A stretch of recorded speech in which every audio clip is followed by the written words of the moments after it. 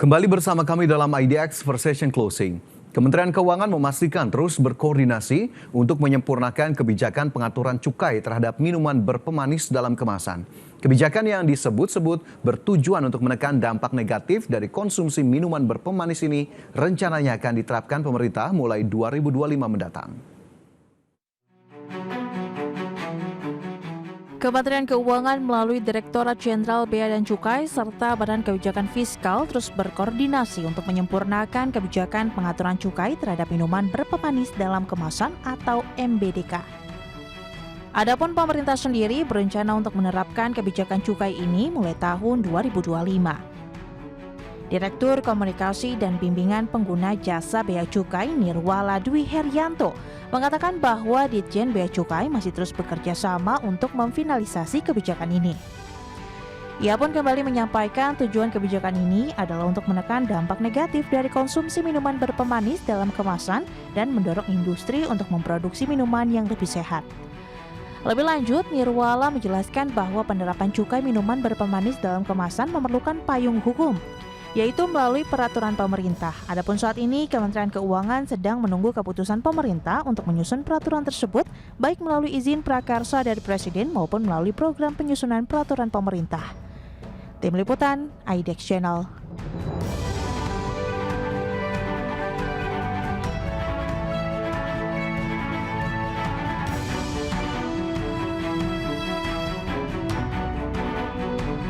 Ulas hari ini terkait dengan kebijakan cukai minuman berpemanis dalam kemasan, di mana pemerintah melalui Direktorat Jenderal dan Bea Cukai Kementerian Keuangan berencana memungut cukai untuk produk minuman berpemanis dalam kemasan. Secara garis besar, pungutan cukai MBDK akan dikenakan untuk minuman siap saji dan konsentrat yang dikemas dalam bentuk penjualan eceran. Direktur Teknis dan Fasilitas Dirjen Bea Cukai Kementerian Keuangan Ian Rubianto menjelaskan, cukai minuman berpemanis dalam kemasan ini terutama minuman siap saji akan dikenakan untuk minuman jenis sari buah kemasan dengan tentunya ini kita tahu ya beberapa hal yang akan diterapkan. Minumannya adalah sari buah, kemudian juga teh dan kopi dalam kemasan dan juga beberapa minuman lain yang tentunya memang memiliki kandungan gula dalam minuman-minuman tersebut. Sementara itu memang jika kita lihat untuk sisi lain dari sisi konsentrat ini juga akan dikenakan di antaranya seperti kopi sachet, kemudian juga ada kental manis dan juga berbagai produk lainnya.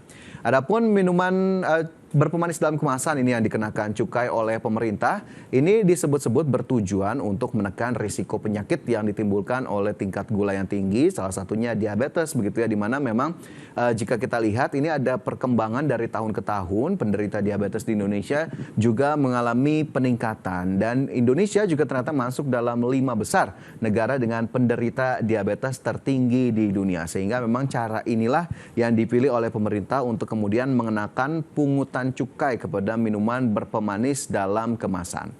Ya, seiring dengan rencana pemerintah untuk mengenakan cukai pada minuman berpemanis dalam kemasan, ini tentunya juga mendapatkan respon yang cukup beragam. Salah satunya ataupun respon yang utama, ini disampaikan oleh kalangan pengusaha yang diwakilkan oleh Asosiasi Pengusaha Indonesia ataupun APindo, di mana APindo menyebut sejumlah hal ini akan menjadi dampak dari pengenaan cukai minuman berpemanis dalam kemasan, terutama dampak yang paling mudah ataupun paling dekat untuk ditimbulkan adalah kenaikan harga. Dan dampak-dampak lain seperti apa yang kemudian akan ditimbulkan oleh rencana penerapan cukai minuman berpemanis dalam kemasan oleh pemerintah? Berikut kita simak informasi selengkapnya.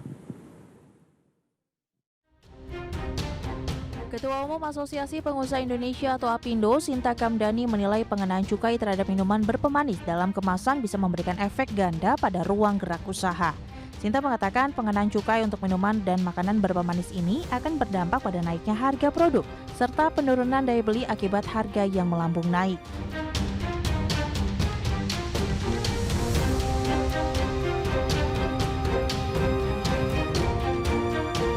Padahal menurut APindo, industri makanan dan minuman manis telah menyumbang PDB sebesar 39% dan juga 6,55% terhadap PDB nasional.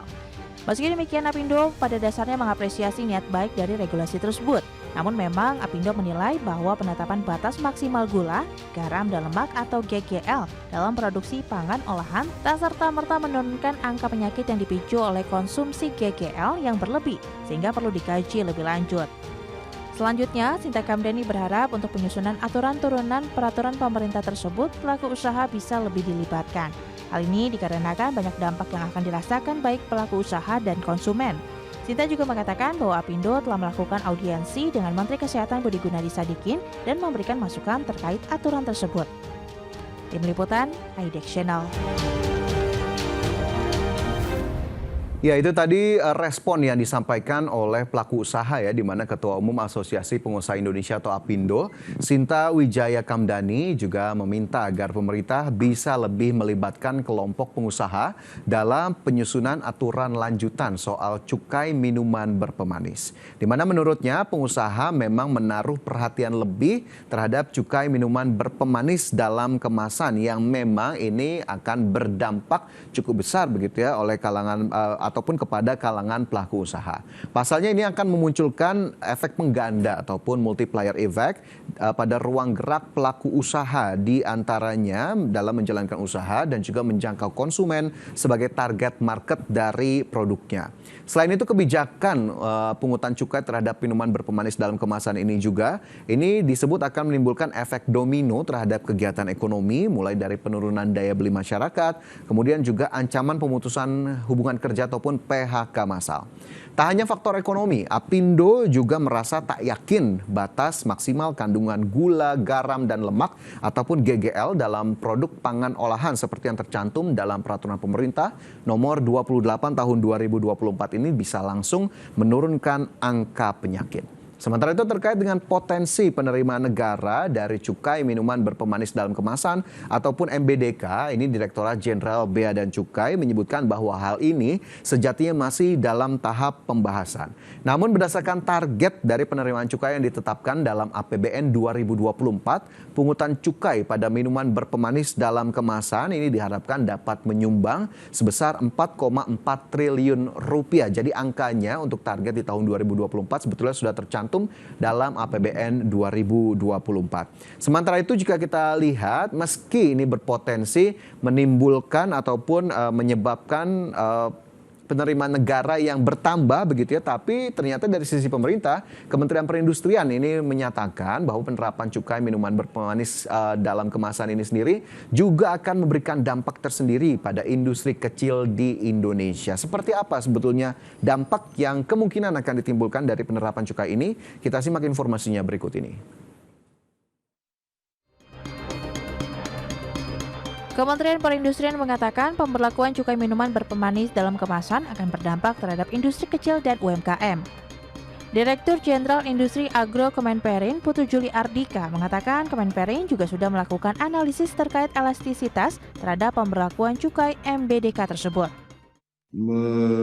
Mengenakan cukai kepada makanan dan minuman berpemanis dalam kemasan ini. Jadi dampak ke industrinya, terutama UMKM ya, dan industri kecil menengah ini cukup berdampak. Nah, sementara untuk dampak yang besar untuk industri besar ini akan bisa dengan cepat melakukan adaptasi. Sementara itu, terkait tujuan penerapan cukai minuman berpemanis untuk menekan resiko penyakit diabetes dan obesitas, Dirjen Industri Agro Kemenperin mengatakan bahwa beberapa negara sudah menerapkan cukai minuman berpemanis dalam kemasan seperti Australia, Meksiko, dan Inggris. Namun menurutnya, tingkat obesitas di negara tersebut masih tinggi. Lebih lanjut, ia mengatakan dengan adanya pengaturan GGL ini, para pelaku industri akan mengikuti proses-proses seperti labeling dan izin dari Badan Pengawas Obat dan Makanan. Sementara itu sebelumnya, pemerintah melalui Direktorat Jenderal Bea dan Cukai Kementerian Keuangan terus melakukan pembahasan dan perumusan terkait ketentuan cukai minuman berpemanis dalam kemasan. Direktur Jenderal Bea dan Cukai Asko Lani mengatakan ketentuan pengenaan cukai terhadap MBDK sudah mendapatkan dukungan dari Menteri Kesehatan untuk diterapkan pada tahun ini. Seiring dengan dukungan tersebut, pihaknya bersama dengan Badan Kebijakan Fiskal Kementerian Keuangan terus membahas perumusan ketentuan tersebut. Tim Liputan, IDEX Channel. Dirjen Industri Agro Kementerian Perindustrian Putu Juli Ardika mengungkapkan sektor industri menyimpan kekhawatiran terkait rencana pengenaan cukai minuman berpemanis dalam kemasan pada tahun 2025 mendatang. Menurut laporan yang didapatnya, pemirsa, Dirjen Industri Agro Kemenperin menyampaikan para pengusaha cemas jika pengenaan cukai minuman berpemanis akan mengubah komposisi dari produk yang ada sehingga berpotensi menimbulkan kenaikan harga bagi konsumen. Senada, pemirsa, Ketua Umum Asosiasi Industri Minuman Ringan Triyono Prijo Susilo mengatakan bahwasanya pengenaan cukai untuk minuman berpemanis bisa menjadi tantangan baru bagi industri. Pasalnya industri minuman tanah air sedang tidak baik-baik saja, di mana asosiasi menyebut tahun lalu pertumbuhan di industri minuman kurang lebih minus 2,3%. Masih belum kembali dari masa-masa pandemi. Asosiasi juga menjelaskan bahwa situasi sekarang ini tidak lepas dari naiknya harga barang dan menyebabkan minat masyarakat terhadap produk minuman yang sifatnya menurun, ditambah adanya rencana terhadap minuman berpemanis yang akan membuat industri semakin terpuruk. Asosiasi Industri Minuman Ringan pun meminta supaya pemerintah bisa lebih berhati-hati dalam memberlakukan suatu kebijakan. Ya, tentunya ini harus kita lihat ya konteksnya seperti apa. Kenapa kemudian akhirnya pemerintah menerapkan cukai terhadap minuman berpemanis dalam kemasan. Apakah memang ini menjadi satu-satunya cara untuk menekan risiko penyakit yang ditimbulkan oleh tadi kandungan makanan ataupun minuman olahan yang menggunakan ataupun memiliki kadar gula yang tinggi? Karena kita tahu ya, jika kita lihat industri sebelahnya begitu ya, industri rokok lah sebut saja, ya juga setiap tahun ini menyumbang cukai yang begitu besar triliunan rupiah kepada negara.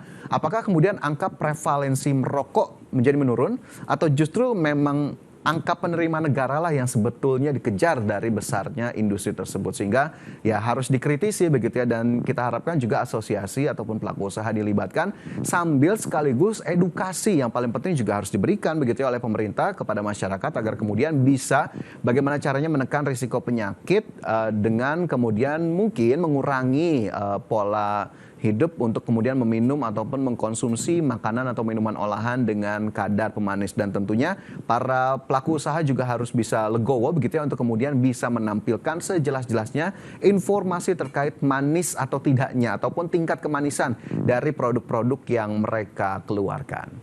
Dan pemirsa, kita cukupkan informasi di segmen ini. Pastikan Anda masih bersama kami dalam IDX First Session Closing.